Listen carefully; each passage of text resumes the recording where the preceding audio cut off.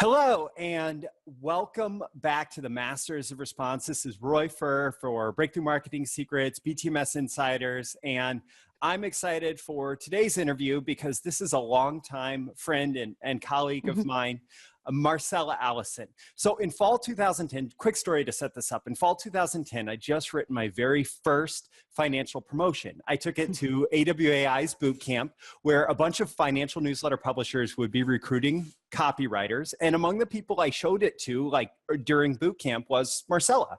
And she told me there was someone I needed to meet and that I should flag her down during job fair, that was the best time for this. And so I did. And Marcella like grabbed me and dragged me across the room to Mike Ward, the founder of Money Map Press and a great copywriter in his own right. Oh, absolutely. Absolutely, yes. So Marcella sung my praises to Mike and then got him to look at my copy. And yeah, I did eventually work with Money Map, helped in large part by Marcella's introduction. And her being my champion for this was an important part of my start in financial copywriting. So here's three things to take away from this short story. Number one, that's who Marcella is. She's a huge giver and a champion of others and other copywriters. Number two, she has credibility with and gets respect from the A-list, the best of the best marketers, because of her copywriting ability and marketing knowledge. So it's not just that she took me there, it's that Mike was willing to listen. And, and three, she connects to people and makes things happen. And so she's a highly successful direct response copywriter, working with the biggest direct marketers on the planet. She's worked personally with Parris Lampropoulos, David Deutsch, Mark Ford, Mike Ward, many others. And this is an important part of what we're going to talk about today. She is the founder of the not-so-secret order of the Titanides, a group for women marketers, entrepreneurs, and copywriters. And that's just the beginning, but I don't want to hold off any further. Let's just dive in. I'll say welcome to Marcella. Thanks for having me. That was one hell of an intro. Thank you. I'm flattered.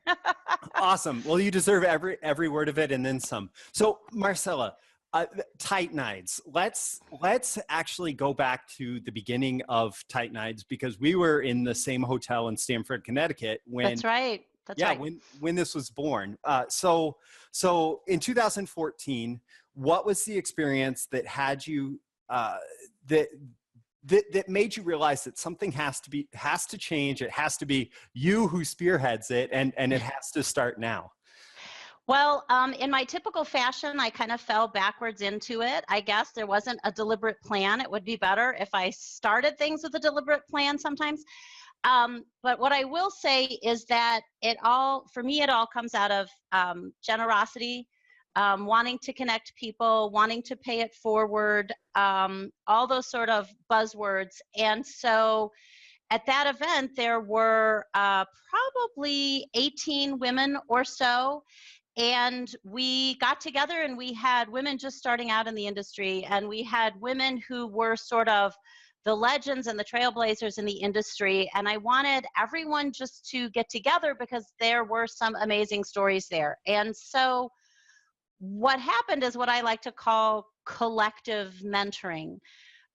This idea that we all have something that we can mentor and share with each other, right? From the most senior position, which I'm sure you've heard on your calls and you've seen in your career, right? From the most senior position to the person just starting out, because truly all you need for a mentor is someone who's one step ahead of you and shows you how to take that next step. Yes. So, so for me, it began as just like, we use the word networking, right? My women like to say matchmaking, right? Just bringing everybody together. And I really hadn't thought anything beyond the dinner. I had set up the dinner and I had poked a little bit of fun at Brian, because there's a formula for the Boardroom dinner, which is amazing. And I was really lucky to be at one of the last ones when Marty Edelston was still alive. And there's a set process to that. And they got to see that the night before, right? At our, when Brian hosted one and showed people how to do that as an event. So I did funny things like, you didn't get a business card, you actually got a tarot card. I love From it. a deck of Greek goddesses. So you had, instead of standing up and saying, you know, I'm Marcella and I'm a copywriter and this is my business, I had to stand up and say, I'm Marcella, and I got, right? And then I would have to name what goddess I got. And I actually got the Greek goddess of memory, whose name I cannot say, Maya something. Anyway, who also was about writing and creativity, so it was really great.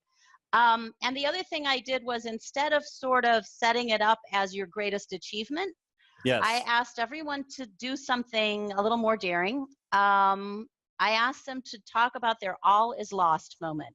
When were you going to give up? When did you think you couldn't do this? At any point in your career, and how did you come back from that?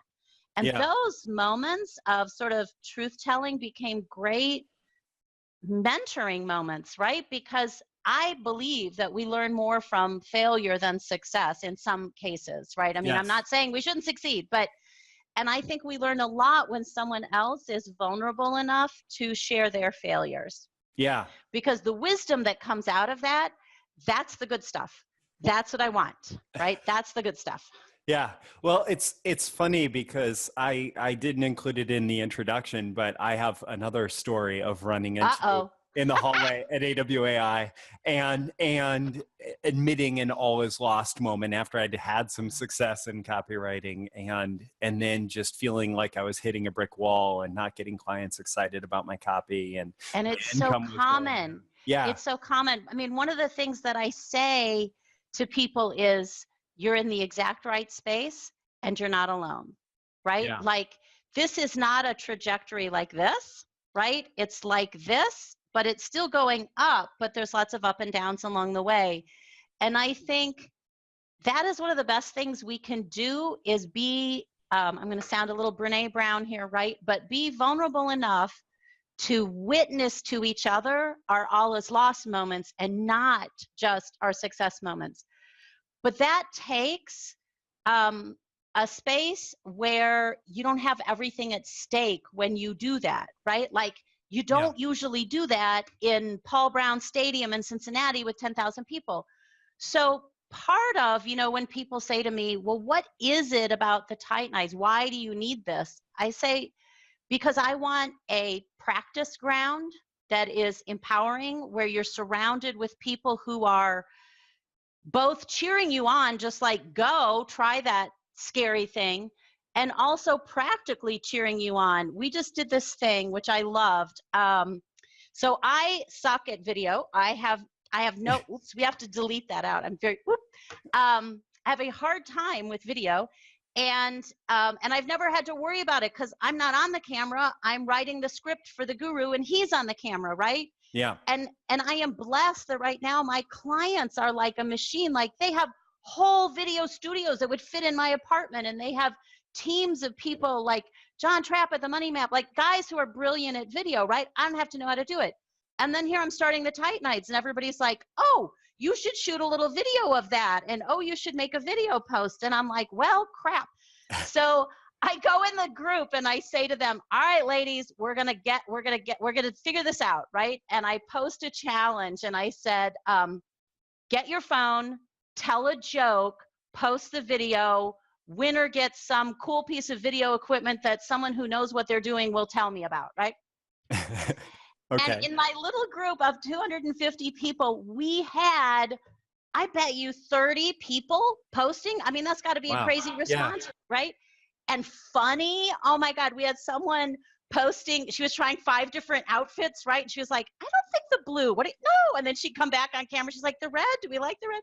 And people posting about, okay, I don't know what my hair is doing. I don't have any makeup. I'm gonna try this. Raunchy jokes, funny knock jokes. But everybody said, I knew I needed to do this. I was afraid to do this. I was intimidated to do this. But because I set it up like, okay, it's just us, right? Like, it's just us. So to me, the Titanides is that place. It's the difference between public and private sometimes. And it's the same thing we go through as a copywriter. I don't always show my first draft to the client. I show it to someone else, right? Who's going to look at it and give me feedback, whether it's my team member or someone outside of my team. So to me, you need those places where you can practice in private before performing in public.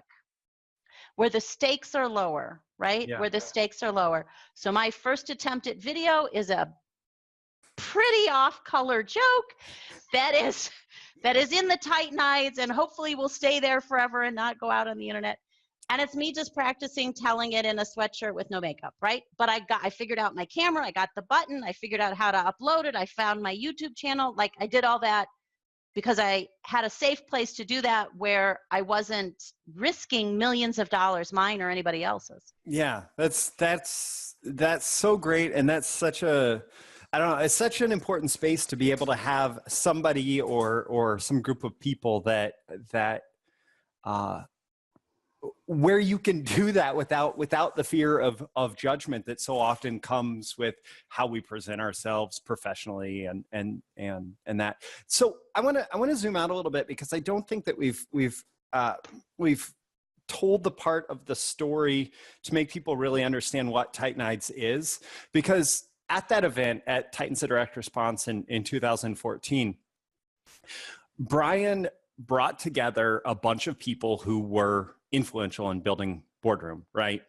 But the way that it worked out, for whatever reason, and Brian had reasons he gave from stage, and other people have different observations, but for whatever reason, there were no women featured in the Titans of Direct Response on stage.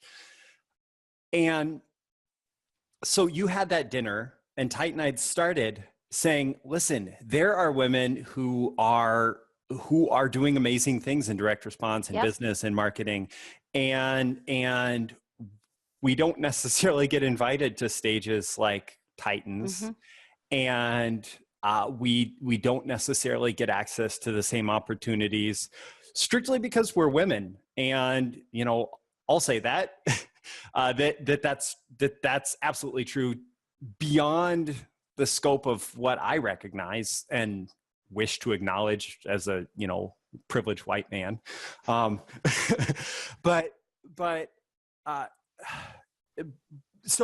Titanides came from that, and up until this point, and it will probably remain so, it is a place for women in business and marketing and direct response to be surrounded by supportive women in marketing and business and direct response. Yeah, it will always stay all women. For me, it is not, it's hard. This is a hard conversation. And this is a conversation that is going on in our culture in a massive wave right now. And there's no way for you and I to have this conversation right now that isn't also in context with that conversation, right? Yes. And I think one of the things that people are seeing just globally, however you feel about the conversation, is that there was a whole lot of words that had not been spoken for a really long time. Yes. So I think it's fair to say both women and men are sort of in awe of what happened when that Pandora's box was opened, for better or worse, right? Yes. That box is opened, and things that were not spoken about in public are now being spoken about in public.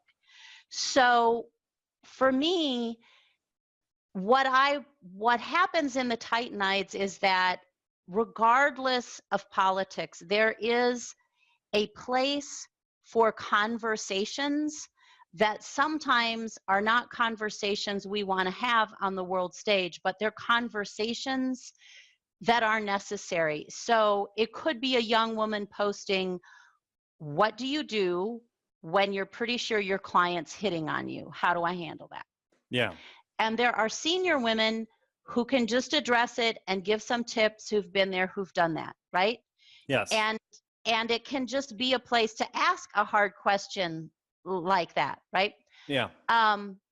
It can also be, and this isn't, I want to be really clear, this isn't men versus women. It's not or, it's and, you know. Yeah. Again, this is a tricky conversation, right? But you think of, there have been all male clubs for a really long time, right? You know, yes. Augusta National, I don't know, I could go on and on, right? But at the same time, there is also, like I said, a place where we feel able to have certain conversations, to be ourselves, to have like a different energy and still go out in the world and interact with men. I mentor as many men as women. I'm like an equal opportunity. You're an example, right? And Henry, Yeah. and oh my God, it goes on. And Barnaby Kalin. But what I think is unique that happens in the Titanides is there is a way in which we can have those conversations that might need to happen in a way that is not public, because I think there is this thing, and it's not sexist, it's just kind of how we're hardwired. Like, I remember you and Henry and Guillermo, right? Like, you guys had this certain sort of like testosterone fueled, we're going to go out there, you know, like that's just like your persona, your energy. And I love it because you were cocky in a good way, you know, don't show vulnerability, just sort of like almost cowboyish, right? And that's okay. And many men tend to go that way, right? Like there are things in the culture that make that the way that you tend to go, right? Yeah. But for women, sometimes we're in the opposite space. And so it's like we need this balance. Like Henry Bingham and I used to have this ongoing joke where he was like, that I needed to borrow some of his ego, right? Like that I needed to like, and it is true that like not putting myself out there and not carrying myself in a certain way has cost me things too in my career. Yes. But for me, those spaces, it's a co-ed space feels different than a single sex space. I don't know how to explain it. It just is, right? And so I am in both spaces all the time. I love them both, but I also feel like there is value there. Just like we say there's value in an all-girls school, there's value in an all-girls, like there is value in having both, not one or the other. And so for me, that mission in Titanides is a way to give back to other women, to do what I do, which is make community and conversation and connection for them. And I still give back to men outside of that, AWAI, in the hallway, wherever. But in this space, this is sort of like the thing that I want to do, to see more women in finance. So when a woman comes up to me, and this happens all the time, I love this, she'll come up to me at AWAI and she'll say, I've handled our family investments my whole life. Or something like, my husband was a millionaire and he passed away and I manage all the money, or I handle all our real estate and we own 15 real estate investments. She'll go through this whole thing and then she'll say, I don't think I could write financial copy. And I'm like, what? Yes. Right? So like sometimes just being there to say, yes, you can, yes, you could. And when it comes to women on the stage, Kevin Rogers and I had a funny conversation about this. And Kevin said, the punchline of it basically was, if you want more women on the stage, build your own damn stage, right? Like that's the bottom line, right? Yeah. So the other part of this is encouraging women to mentor each other privately in the group, right? So we had a woman, like when I did the video challenge, we had a woman who was like, oh my God, I know nothing about this. I've never even shot a video on my phone. Another woman goes in, gets her phone, and literally does a video where she's like, okay, you're going to see a red button. Hit the red button. When it says this, that means you're live. Then do this to turn it off. Like, I wouldn't have done that publicly, right? Because you would have been like, oh my God, people are going to think I'm an idiot. But like, she mentored someone else and just said, look, watch my video, pick up your cell phone, you'll be fine. Do you have an Android or a Mac? Like, told her what to do. Yeah. So I want them to mentor each other.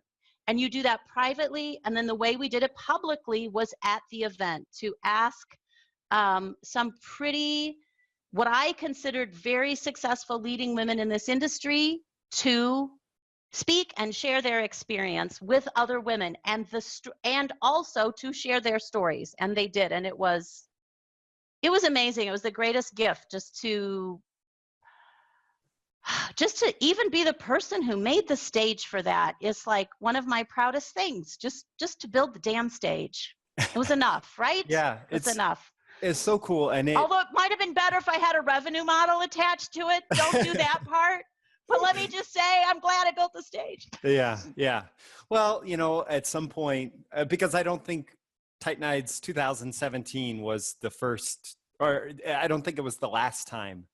Probably not, because they're like, what are we doing next year? I'm like, oh my God. Yes, yes.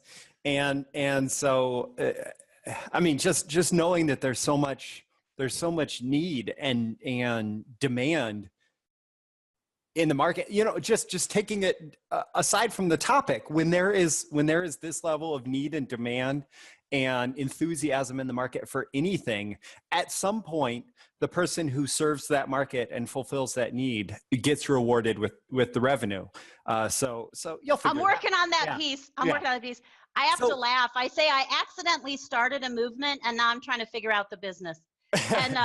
And the fabulous Annie Hyman Pratt, who spoke at our event, is helping us with that. And that's just the thing. The people are so excited about this. All I have to say is, you know, will you help? What can you do? You know, and they jump in. I love it. So let's get into some of the controversial details about how women in direct response have a different experience. Because one of the things that drew me to direct response in the first place was, like, once your copy is printed, the market, you could be a purple dinosaur. You could be a purple dinosaur. And if you get, and that is the part that I love about this industry.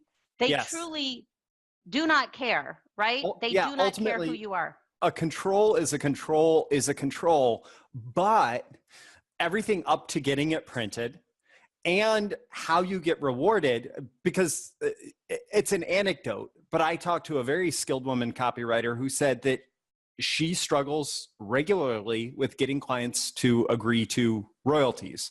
And for me, it's just like automatic, you know, you want to work with royalties. And that's funny. I have to just stop you because that's funny, because one of the things Elise Bennon talked to us about is, and again, it's not men, women. It's just like, how do we naturally default one way or the other? So Elise Bennon gave this killer talk, and I know you know her from AWAI, at Titanides, about negotiating mistakes women make. And you can find it on her website.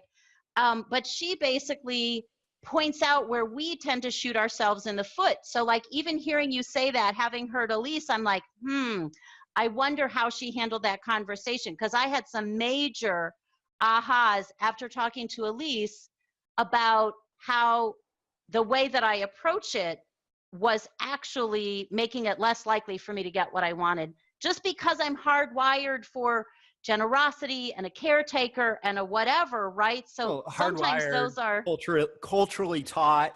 It's and this, again, we're talking in generalities, but it is not true for all women, just like it is not true for all men. So you know, this is, in my experience, I tend to shoot myself in the foot.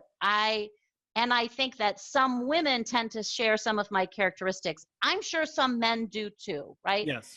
But in general, I think, so for me, it depends on the industry, right? So there's probably far more women, I think, in health than in finance. I think the energy in alternative health and self-help is far more shifting, you know, that's far more towards women, right? We make sometimes the opposite assumption happens. Like, I love this. Like, so our buddy Henry Bingaman has a killer, kick-ass, huge control for natural health Sherpa for a weight loss product that has to do with where you're at in your menstrual cycle.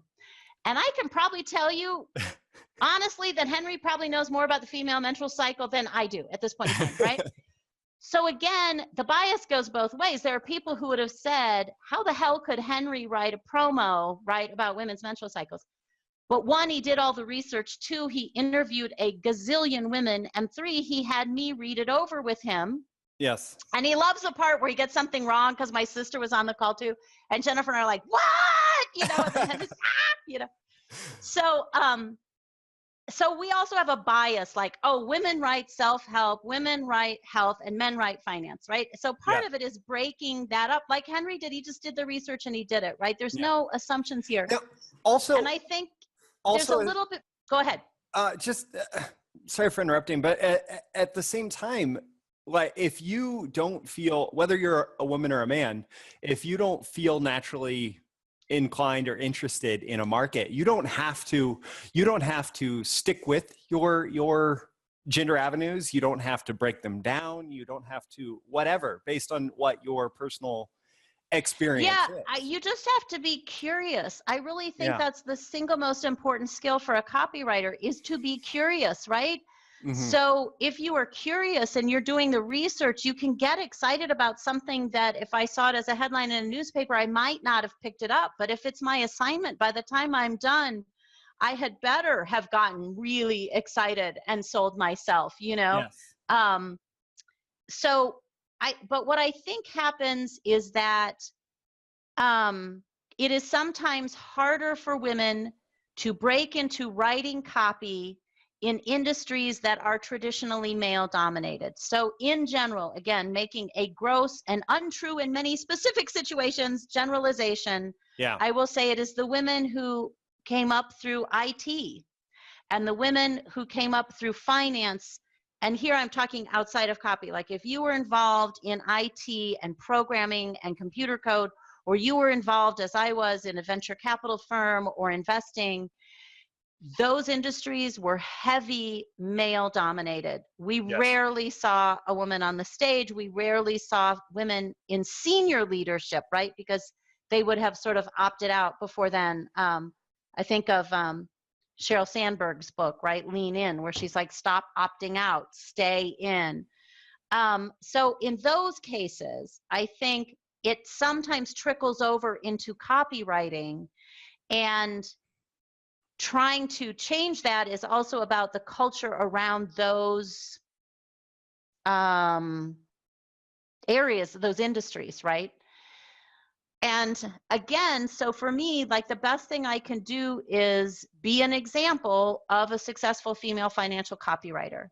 Make sure that I'm training other female copywriters, and also just telling them you can do this. So when the woman like gives me her entire financial background and says, but I couldn't write financial copy, it's my job to say to her, why in the heck not, right? And to say, here's how you do it, here's the steps. So I think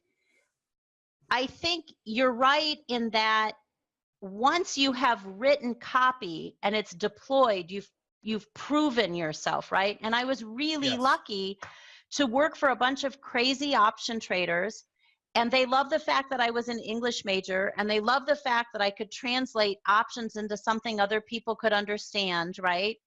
And I never grew up and said I want to write about option trading. I got interested in it. I found these guys fascinating. They were like the cowboys in the marketplace. They were like the entrepreneurs I worked with in the VC world. And there was nobody else at that point in time who knew options, who had an English degree, who had worked for, like, I fit this like little thing. Yes. And they didn't care what I was, right? And we had a ball, right? And so now I try to like pay that forward in any way that I can. And that is not to discount women who have experienced far more extreme discrimination. I will say most of mine was in the financial world before I even started writing copy in the financial world. It was in the financial world in general. Yeah. From my dad, my dad was a municipal bond trader, and he always wanted me to do that. But I had picked up on just the whole tone of the office. There were no women at the trading desk. The women were called the girls, and they ran the tickets after the phone calls, right? Yeah. And so I was like, how would I do that, right? Even though my dad saw me doing that, I didn't see myself. I was like, I don't want to be a girl who runs a ticket. You know what I mean? Yeah, it's that dynamic. It's a chicken and the egg thing. Yeah, right? That dynamic was really dramatized in Mad Men specifically. Yes. And it was so true for that generation. And I was born in '65, so I'm on the edge of all of that. I went to college in the height of the feminist movement. Yeah. I was arguing for equal pay. I mean, I'm of a certain generation, and sometimes I think these 20-year-olds, when I get all fired up, look at me like I've lost my mind, right? Although not anymore, because look what happened to the culture this month, right? Yes. They keep looking at us, and I'm like, yeah, I could have told you this was coming. Yeah.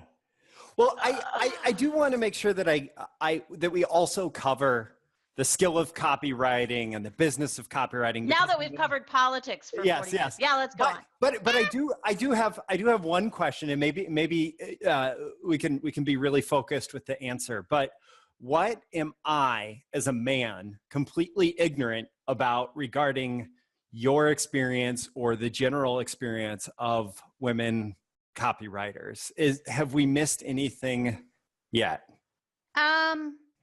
So I think a couple things, which is true for all of us, which is so if you are at a table with all men and there is only one woman there, right? Sometimes we don't see that. I think of that across race, across culture, across gender. Anytime when you are the only person, right? It has a different feeling. And so I think when we are swimming in our own pond, and I'm as guilty of this as anyone, when I'm swimming in my own pond, I tend not to realize that everyone doesn't live in this pond, right? Yeah. And it's hard because it's just our default, and we go, and so trying to do the thing that makes us great copywriters, which is putting ourselves in someone else's shoes and being aware of those situations. So it's as simple as, if you are in a meeting and there are women there and you are aware of who is talking, and you realize that in this brainstorming session, it is weighted more towards the men, either because the women tend to be quiet, or the men are in positions of power. Maybe it's the CEO and the whatever right there. Then you can be the person, just like I can, right, who says, so, I don't know, Sally, Sarah, whatever. Yeah. Did you have something, and if you go into the meeting and there's something that they could offer and they don't actually bring it up, then you can also say, Teresa, would you, that idea you had about the XYZ promotion, I thought it was really great. Did you tell Mike that yet? So you can do that, right? And you can also do what I do, which is drag women over to financial publishers, right? And introduce them. And you can also make safe spaces where they can ask you questions if they want to do what you do, right? So Roy, how do we do? Oh, fine, let's have a space. Just ask me anything and I'll tell you, right? Yeah. Where the stakes are low for taking that first risk. You can call women out when they succeed, because some women tend not to do that. So that, my ongoing joke about you need more ego, just say, you did such and such, or your introduction here was amazing, right? So that way of shining a spotlight on other women who just might not get the spotlight shown on them as often enough. And if you have an event, ask women to speak, Making a space in the conversation. I will admit that prior to the conversation starting about men and women on the Titan stage, I was oblivious, typical white guy, privileged, all my people are up there.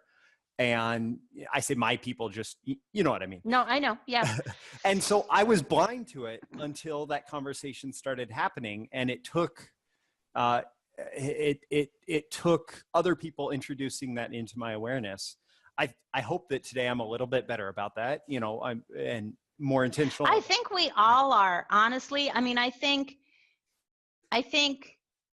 what has happened right now with the explosion of this conversation in the whole culture is that things that haven't been said are being said. So no matter how you feel about them, you are no longer ignorant to what was repressed before.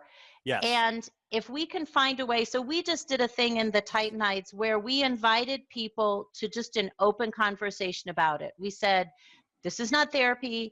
This is not a battle cry. This is just a conversation about how does this change how we are in the workplace, right? Yeah. Can I still go up to my male client, because I am me, right? And I usually give them this massive hug and kiss, right? It's how I am. Can I still do that, right? Yes.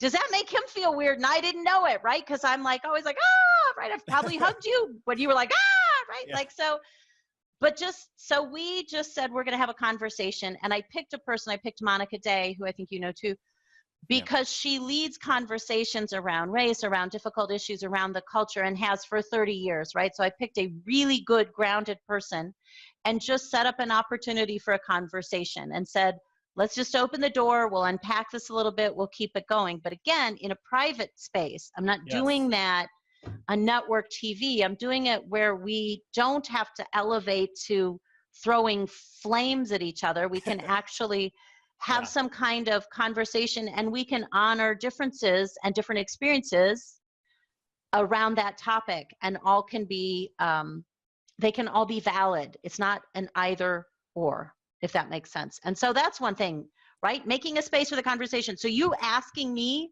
to have a tricky conversation with you today, right? Where we're trying to sort of unpack just the edges of this. That's a huge thing. That is a huge thing. Kevin asking me to do that on Copy Chief, right? Which was amazing. That's a huge thing, you know, and not everybody wants to do that, but when you find someone who wants to do that, having that conversation helps. And also educating yourself like you did. Well, now I'm aware. Now I kind of try to pay attention to what's going on. And it's what we have to do around any difference. And it's not just men and women. It's cultural. It's race. There's so more than ever, right? We have to understand how to talk across difference and talk about the number one skill you need as a copywriter.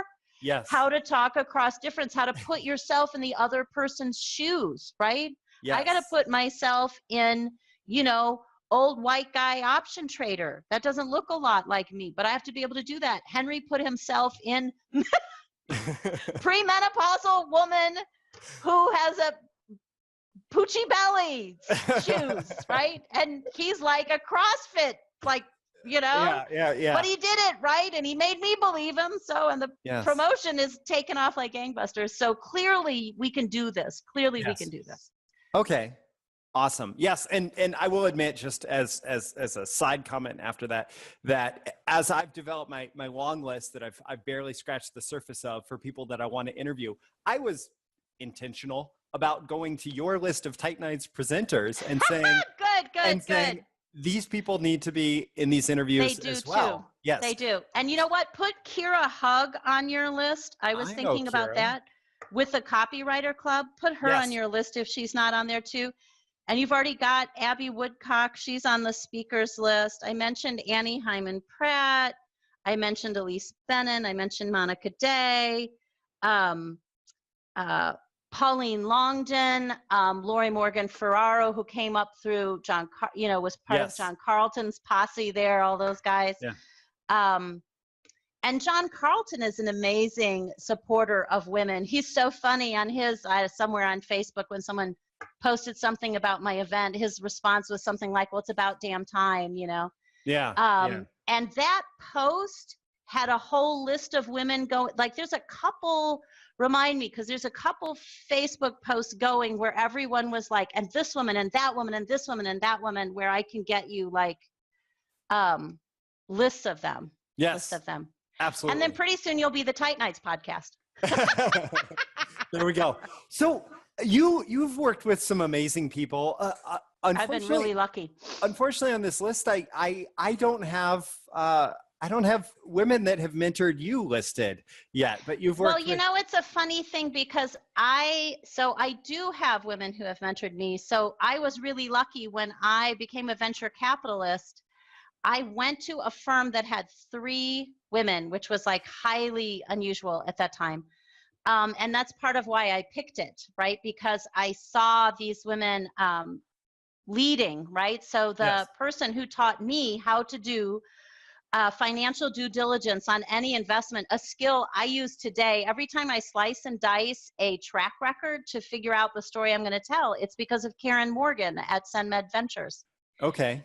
So, and the writing practice that I use to write every day is Mary Pierce Brosmer, who led Women Writing for a Change in Cincinnati. And it was is still actually an amazing group of women who write together, women only, who write together. It's where I met Lois, who is my longest writing partner here, Lois Mentrip. we were both in class there together. So it's just that when I moved into copy, I started out with no mentor because I started out at Schaefer's and none of us knew what we were doing in the early days of the internet.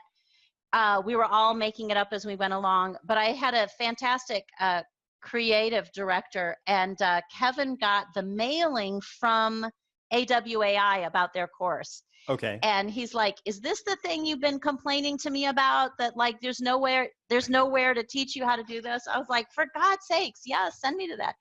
So Kevin Addington, he's now he works for St. Jude's Children's Hospital in Memphis. So Kevin sent me to AWAI, and then at that point, really, Katie and Rebecca were in a sense my mentors, right? And that's where I met Monica Day, and it's where I met Michelle Woke, who I consider one of my mentors at, again, another fabulous creative director. I think sometimes we always credit the copywriters, but the creative directors are just as important as mentors in my mind. Man, I have you work with Chris Alsop, and I adore Chris. I have a recent control, and Richard Armstrong was giving me a hard time for beating his control with my control. and a lot of the success of that, me as the copywriter taking all the credit was Chris saying, no, Roy, what else can we find? What else can we find? And so there are many, many people who play a role in successful promotions, and yeah, you're right that the copywriters get a lot of the credit. So how do you, because you have this list of amazing people who you count as mentors, how do you approach them in such a way that they say, okay, yeah, let's do it? Like what? Well, I think, so there's a couple things that I think about. When you're trying to find a mentor, there's a lot of doors in, right? So one door in is that you find like the Money Map, right? Has Mike Ward and Jed Canty and Clayton Makepeace. So you move your butt to Baltimore and you become a full-time junior copywriter, and you get mentored by one of them because they're only mentoring the people that they're working with to get those packages out the door, right? Yes. So you can find a mentor who is the in-house copy chief for someplace where you want to learn, and then you can go. Or Joe Schriefer, right, at Agora Financial, or Mike Palmer or Patrick Beauvais at Stansberry. They're amazing, right? So any one of those choices, right? Get your butt to Baltimore and do that. I love Baltimore. I had so much fun there this week. It's such a cute little city. The second thing you can do is, if you are a freelancer, you can try to do the same thing. So what you did with Chris Alsop is you were freelance, but you still got the benefit of her intensive copy review and chiefing as the creative director, because she's going to know the most about what it takes for that product to succeed, because she's working on it day in and day out. Yes. So for me at, Boardroom, bottom line, I was lucky enough not to just have David on the copy, but then when I turned it in, Michelle would notice a whole nother layer of things that I hadn't seen, right? And she would go through the copy and mark it up for me. So I think you can go to them, right? Yes. The other thing is they can come to you. So Parris found me because he was looking for apprentices, and he just started a whole nother round of apprentice. Pauline Longden is part of that group, and many others, right? So, and that's where Barnaby and I came through. And that came about because of a spec, which is another way you can get noticed that you and I talked about. So I wrote a spec for a very small boot camp that AWAI had in cooperation with Bottom Line. And we had to write a headline and just the first couple paragraphs for a promotion that would sell their marketing, their health annual. And Bob Bly was there, who was great because he was actually chiefing us on the side before we even turned in the spec. And this was one where you had to turn it in at the end of the 3 days. You didn't get to go home and do it. You had to do it right there. And you had to do it publicly, and they put them up on a big screen. So Bob Bly, I will never forget this, he coached me, and we came up with a headline that was like, does your doctor read 10,486 studies every night? If not, he could have missed the one that saved your life. And it turned out that I just Googled how many medical studies are published every year, and I divided it by the days in the year, because this book was really sort of like a summary of all the best new studies that had come out. So the idea was that your doctor couldn't possibly read them, but you could do self-defense.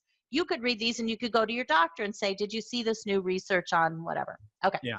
So, so they put it up on the screen, and Brian Kurtz was there. He was so cute. And they brought in Marty, and Marty had just had his stroke. And so it was really special that he came, right? And he was there, and Brian's going through them one at a time, and they put mine up, and Marty says in this great sort of gravelly voice, he's got the oxygen tank and everything. He's like, did a man or a woman write that?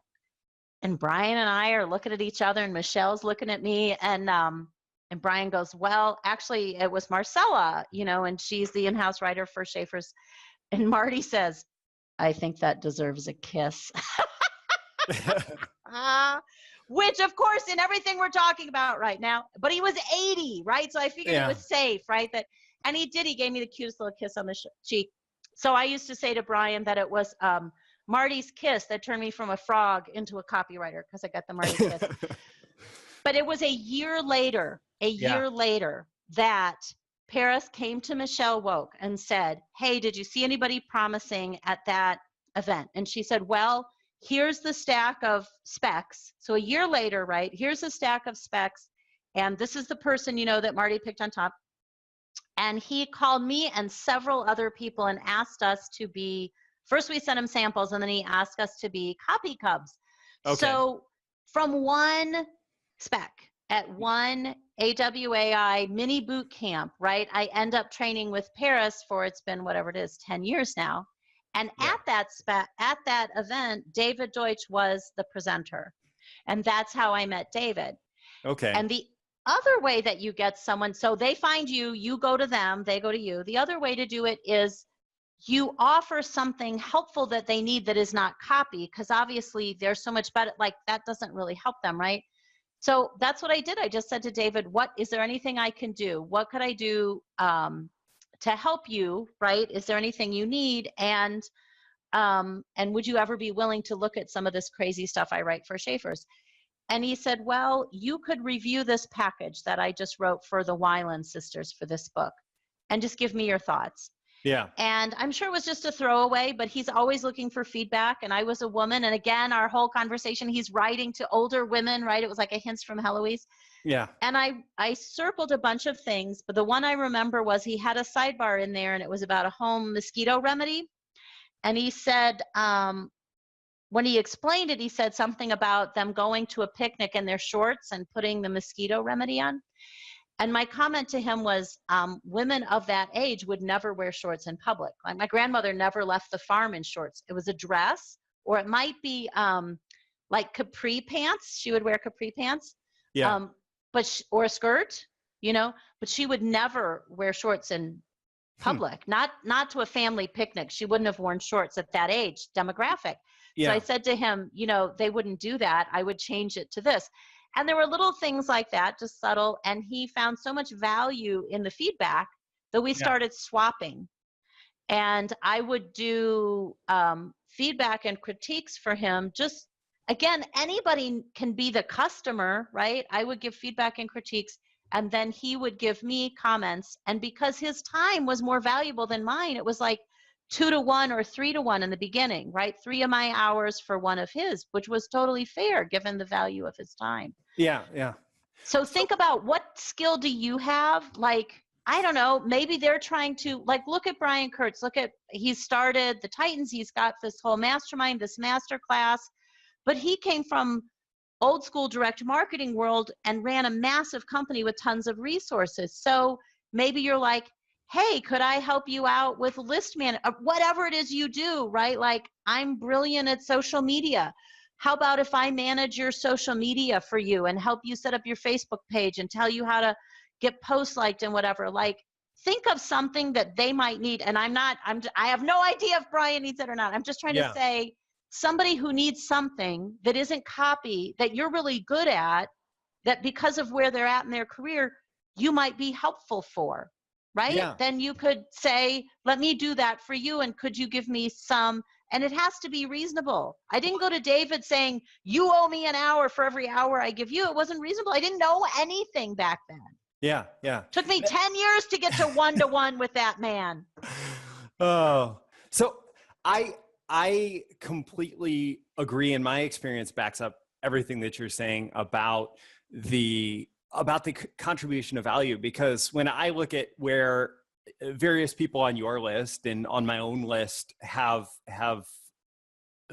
been mentors to me, and even if it's been, you know, 1 or 2 phone calls as part of feedback on a specific project where they've completely transformed my copywriting understanding and ability, but it always comes from that place of starting with the contribution. And if I give enough value to the right people, it pays off in terms of. So true. You know, you had said to me, one of your questions to me, right, was you were like, what else, you know, uniquely valuable for direct response copywriters could you, and the first thing that came to my mind is play a long game. Play Yes. a long game. I have played a very long game in this business, right? And so it's probably, I'm trying to think, it's got to be close to 20 years now, right? Altogether, probably somewhere between 17 and 20, from when I very first started at Schaefer's. So when you're doing these things, when you're building relationships, when you're adding value, you do it with a long game in mind, right?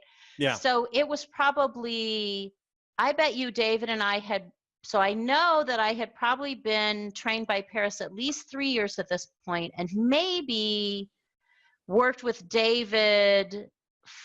So I would have been with David at 4 years when he was like, I think you should do a project for Boardroom. I didn't, but there were people who were at that Boardroom event who were like, why did they not hire me to write a package the next day? Not how it works, right?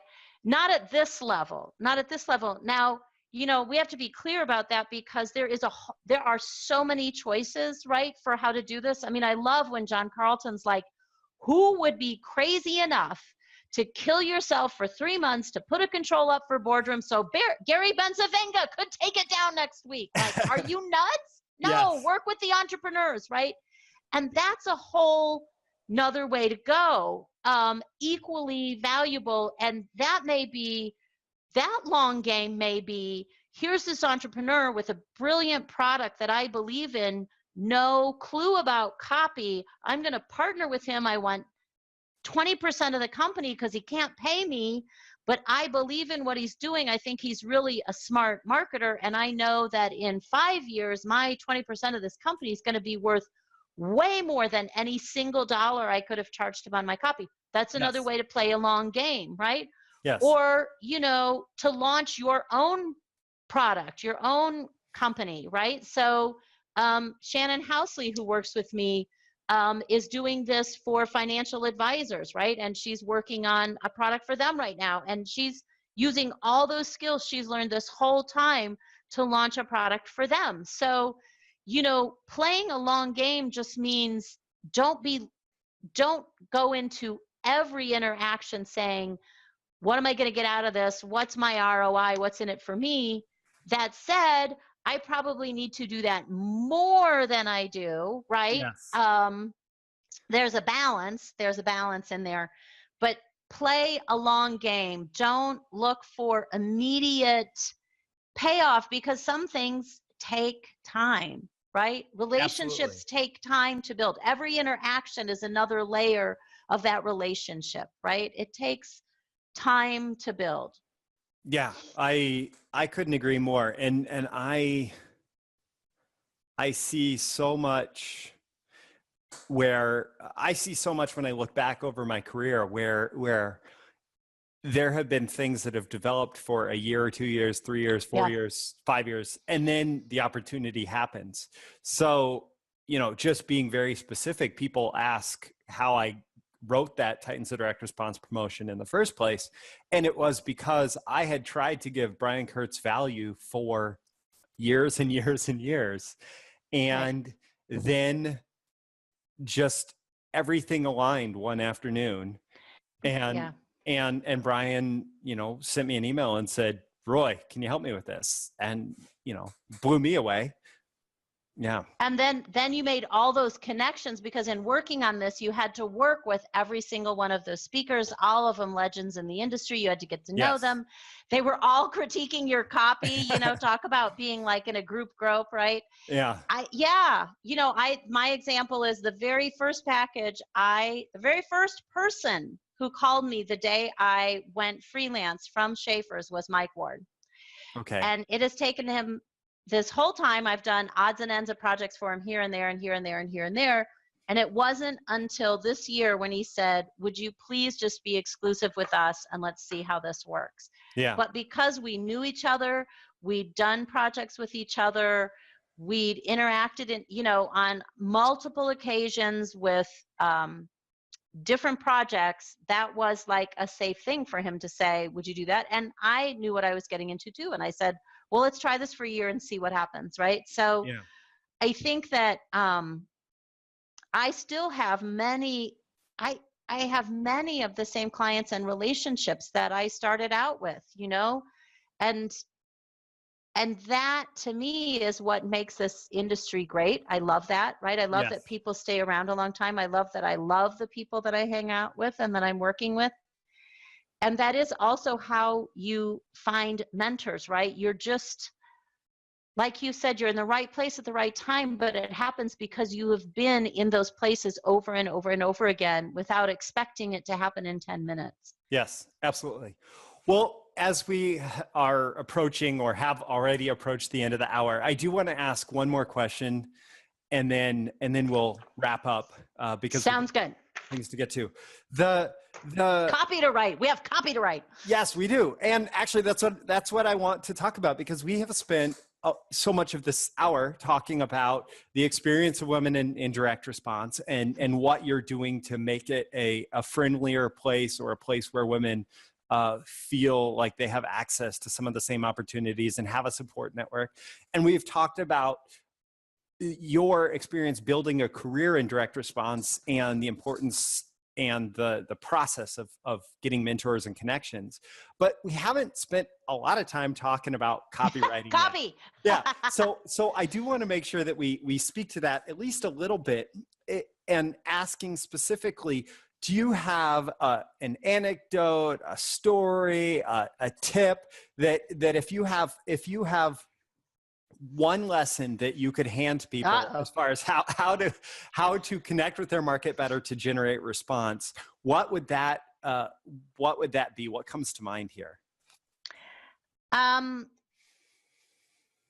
connect. Well, so a couple things. Really, what I think my single greatest piece of advice when it comes to new copywriters for how to successfully get your first promotion out the door with that client is a bit old school.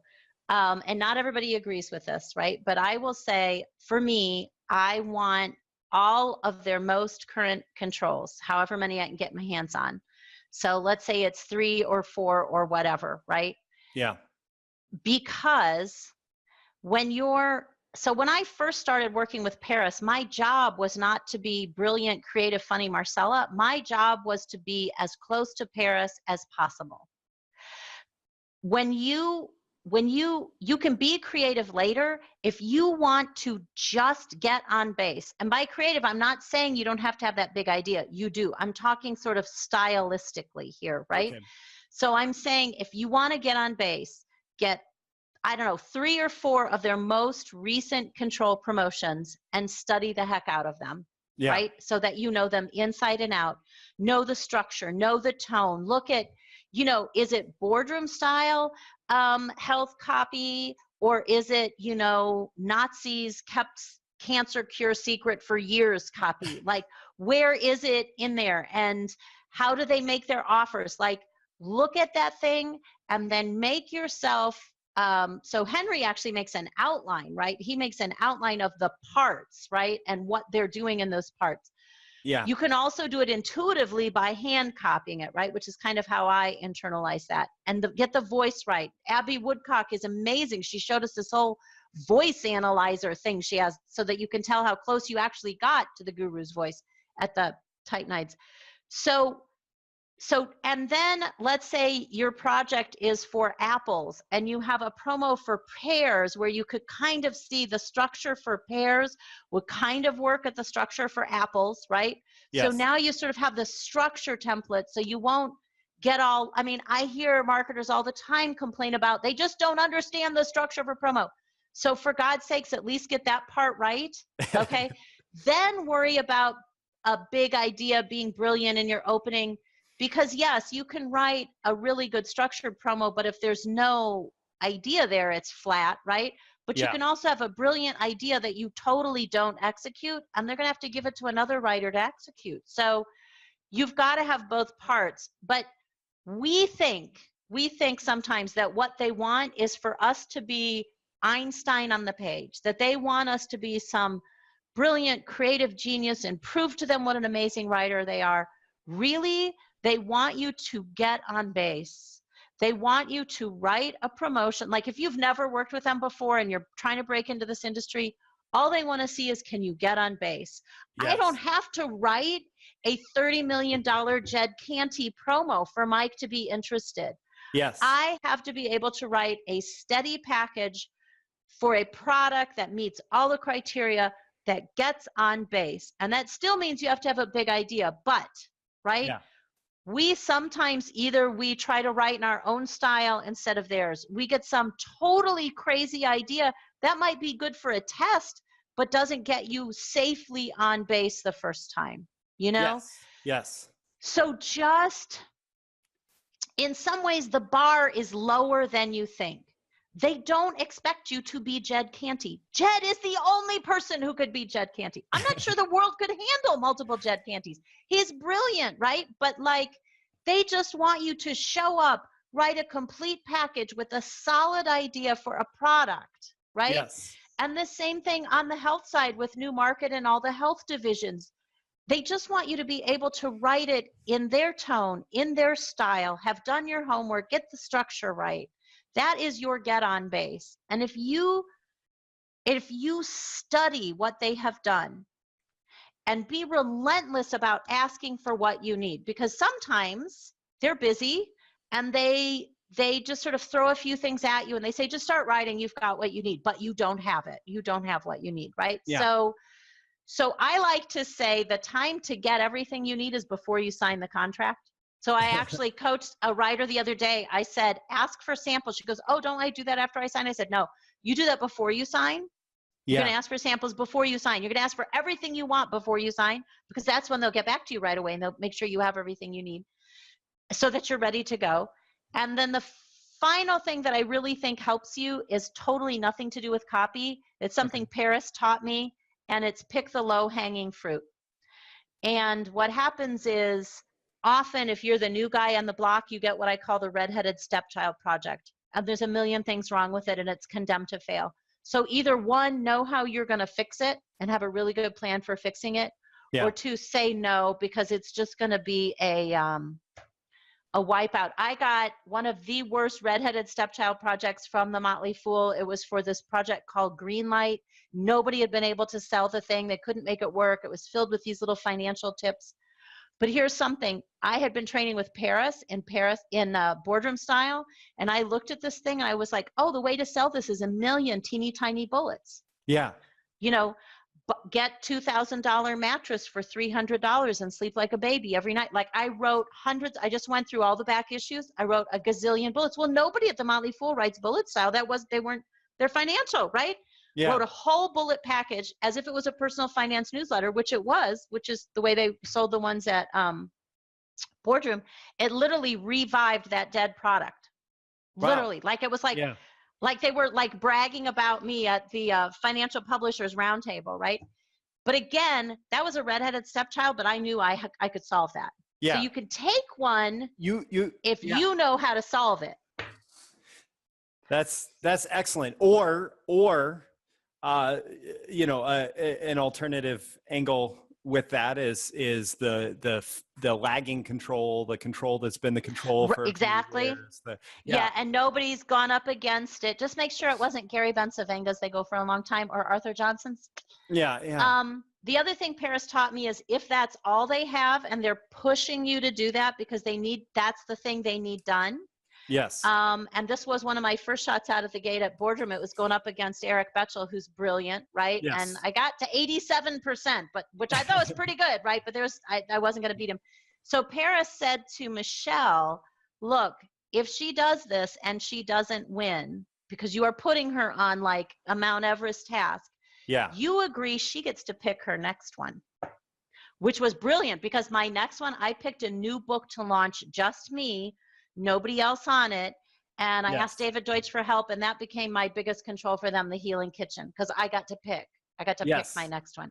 So you can, like, if you think it's a suicide mission, but that's all they've got, and you really want to get your foot in the door, just say, look, Arthur Johnson wrote this control. Chances are I'm not going to beat it. I'm going to do my very best. But if I don't, is this one and done? Because if so, I don't want to risk it on this one, right? Like, you can be upfront with them. And they were like, look, we want to test something, just do this. And yes, she can pick her next one. Yes. And what I've absolutely found is, your example of hitting 87 on an Eric Betchel promo. That's enough for a new copywriter to prove that you got close. Like, you don't have to beat them. Again, you don't have to beat Jed Canty and bring in 10 million. You bring in a solid, whatever, 1 million, 3 million, depending on the size of the list, right? Yeah. And they would be like, this is amazing, right? Like, so it's like scope and scale. Yes, and absolutely. And it also changes as your clients change. What is your client's hurdle? Sometimes the client can't give you samples because, frankly, nothing has worked and it's a hot mess. Yeah. So if you just get halfway to decent, they're thrilled. Yes. Excellent.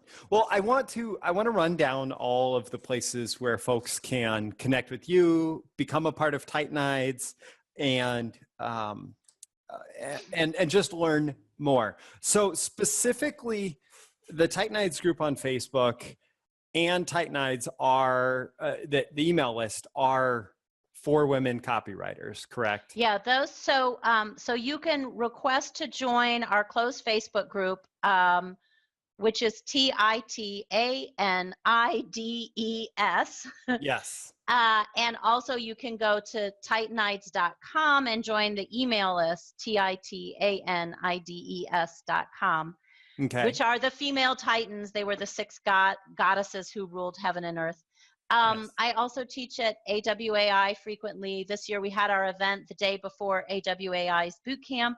Yes. I'm part of Brian Kurtz's masterclass and mastermind. So if you're in those groups, you'll see me there.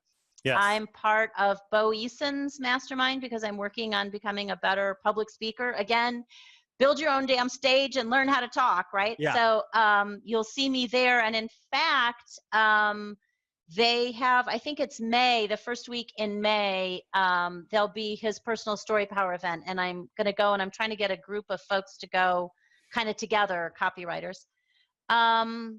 Other than that, I'm just kind of floating around. So mainly Titanides on Facebook and online, AWAI, often at industry events.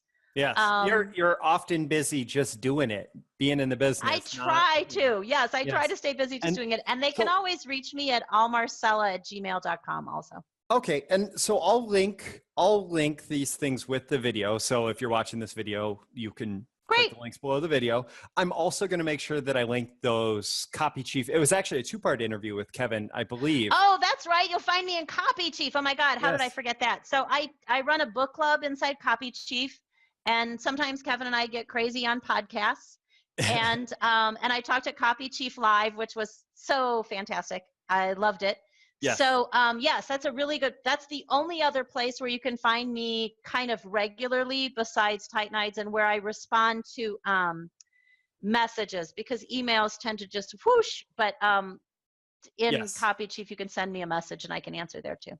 Okay, well, excellent. And here, you found me here with Roy Furr. Let's not forget that. Excellent. Well, thank you so much, Marcella. I hope Well, I know that anybody that was seriously paying attention is going to become a better copywriter, more successful in their business. And, you know, by having these conversations that we're having around how the way that you're born impacts your experience, even in an industry like direct response, where we say the market decides, you become a better human being by taking part in these conversations, either as a I listener think so or, too. yeah.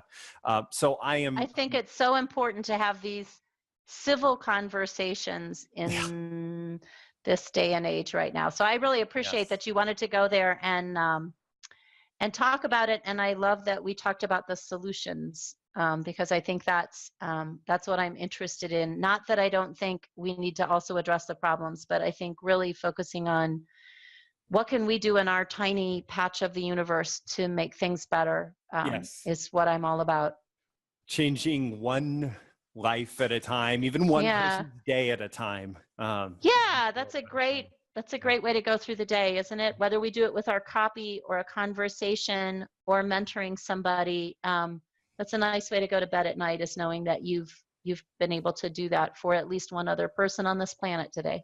So Awesome. thanks for letting me do that today. I Yeah, appreciate it. thank you. Thank you so much. So let's wrap that up. Again, this has been Marcella Allison, a master of response, and I'm Roy Furr, and for BTMS Insiders and Breakthrough Marketing Secrets. And I just want to say thanks for watching, and I hope you got as much out of this as I did. Thank you very much.